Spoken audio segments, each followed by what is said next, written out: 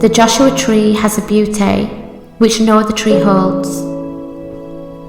And whilst from the human eye the branches are wonky and do not resemble our own humanly definition of how we associate a tree, the story has resulted in humankind holding a space for the Joshua since time began.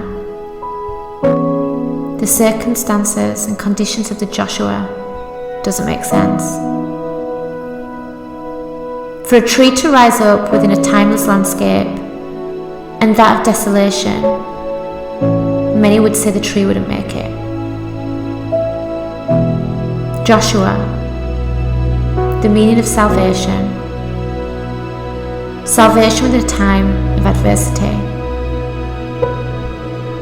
And whilst the Joshua tree is claimed to be slow growing by the human, some may say that time is immeasurable when we come to realise that our journey of strength and resilience bears no status or measure.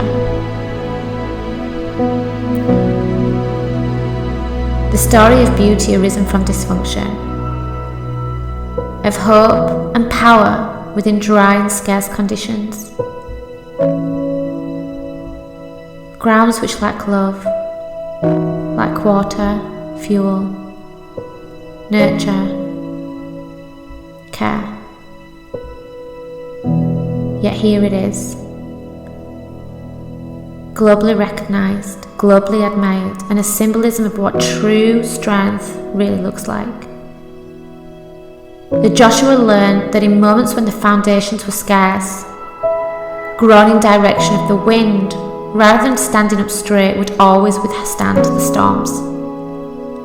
And whilst judgment and words of others would speak of the branches which did not represent a strong and healthy tree, the Joshua continues to arise from the dysfunction of any way.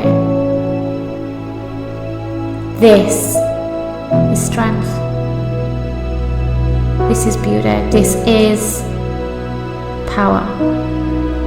The twists, the turns of the form of the tree, further representing the remarkable journey we get to embark upon. The beauty of our scars. We get to embrace them all. You get to embrace all of who you are. The beauty of your once past adversity, the power of embodying all of who you truly are and truly standing within your individuality, your uniqueness, your soul, your calling. The Joshua tree does not flower for the first few decades of its life cycle. It only focuses on growing upright and developing bristled leaves and a firm body. The Joshua withholds the flowering impulse until the maturity and growth is in place and it is ready. It is not in competition. Its only focus is survival, strength, resilience, and finally showcasing the journey through the way in which it moves and is perceived. As are you. You are that. And this is your power. Your birthright is to experience all of the things and to rise up anyway.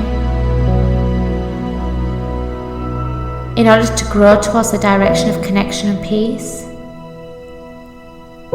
we must embrace the journey that we are on. This is yours to claim, as it is to Joshua. And by knowing that you will be acknowledged and admired as that of one who rises, you become the survivor guide and beacon of light for others. You are that. This is your right, your birthright. Power, strength, connection and peace. And like the Joshua, when the time is right to flower, we know that the strength and light that we are here to reflect upon this world will be that of complete love.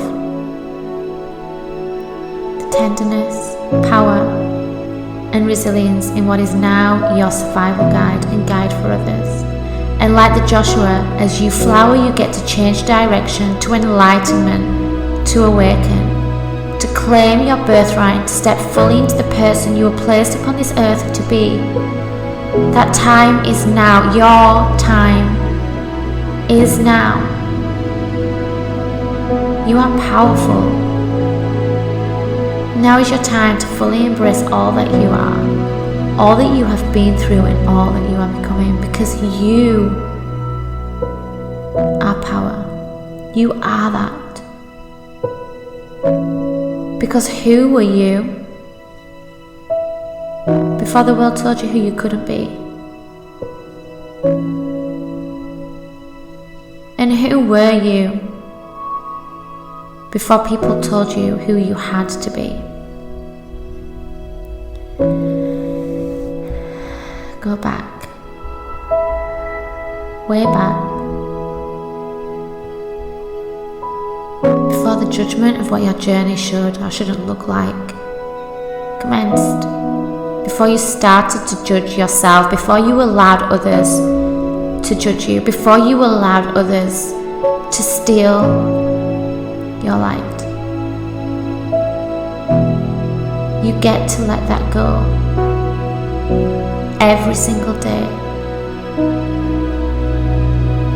right now, and to call back all that you already are, which is love, which is beauty, which is perfection, before conditioning took place, before you shrunk, before you silenced your voice, before you handed your power away to another, before you decided your own pain was less important than standing in your truth and owning what you already knew to be right, before you silenced your words, before you silenced yourself, before you shrank in order to shine the light upon others, before stepping away from your power, before allowing others to dictate who you really are, before giving up on who you are and what you deserve to be and to experience. Who was that woman? Who was she? Just breathe her in. What was her passion, her desire, her love? Where did she go? What did she do? What does she want? How did she dance when everyone was watching? And which areas of herself did she embrace much more? Which areas did she refuse to silence? Where did she jeopardize her inner peace much less? Where did she honor herself? Because you are that, and you get to claim that back. This part was always meant to be a part of your journey, and like the Joshua, the growth will be there to showcase to others what beauty and strength truly looks like. What beauty and strength truly looks like within a space of adversity. That it does not measure upon the words of others or the standards of others place upon you, but rather the beauty you already hold matters.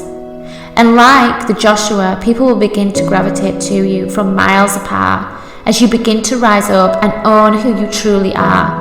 As you step into your purpose and step into your truth, you will become the beacon of light. To see what you have to say, they will walk miles. To see what strength and beauty and power truly looks like. And that they too can experience the enlightenment you are now stepping into. Because you get to be that. Now, today, every day.